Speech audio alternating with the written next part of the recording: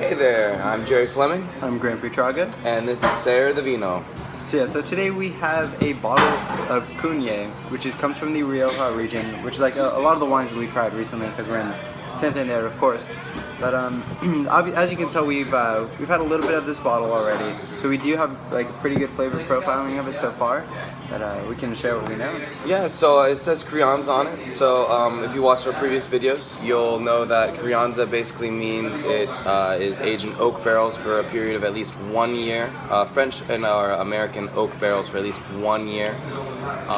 It can be up to 2 years for some, but for this one specifically, we actually know for a fact it's been only a year in these oak barrels. Yeah, and then they do like a couple of months in the bottle before they're released. Before we get too into it, we should of course ask you to follow our Instagram and Facebook at Sarah Divino. Be sure to check out our trip and see what wine bottle we're going to try next. Absolutely. We appreciate you following and everything, and we like to thank Venturi. Thank you very much for filtering out all the tannins and sulfites and making our wine extra aerated and delicious. And we also like to thank our family and friends for supporting us through everything. Absolutely.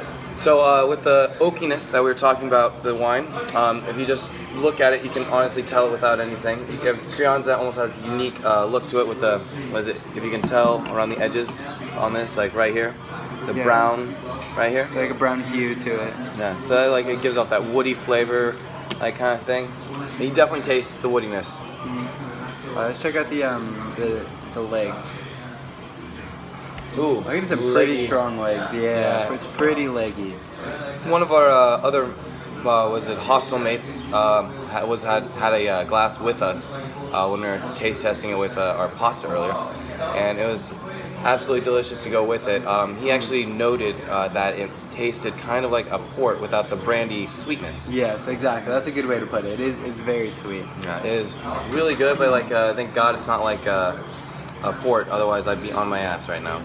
Yeah. So it does have like a little bit more alcohol than two, so I think the fermentation process, they probably left in just a little bit longer so the sugars turn to alcohols. It's like about 13.5%. Usually all the wines we've been tasting here have been about 13, I think like 13.5 and maybe 14 has been the highest one we've ever had, but usually that's around the average, so it's a little above average for that. Mm-hmm. Okay, see, what are we getting from the aroma?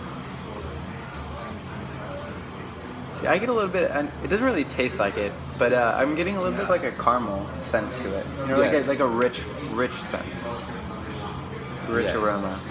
I agree with you with that. It's like that creamy or like a dark caramel like flavor. Yeah, exactly. Something more like complex. Yeah. It's definitely peppery. I mean, Spanish Rioja usually is always known for having that little bit of like spiciness to it.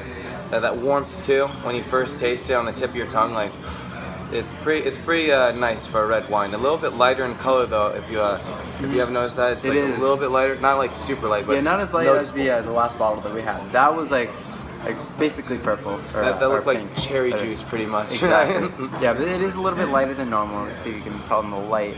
Yeah, that's pretty unusual for a higher alcohol wine too. Usually it's just a little bit darker when you have like that much, like a little more alcohol too. Exactly. So let's try it. Yeah, let's try it one more time.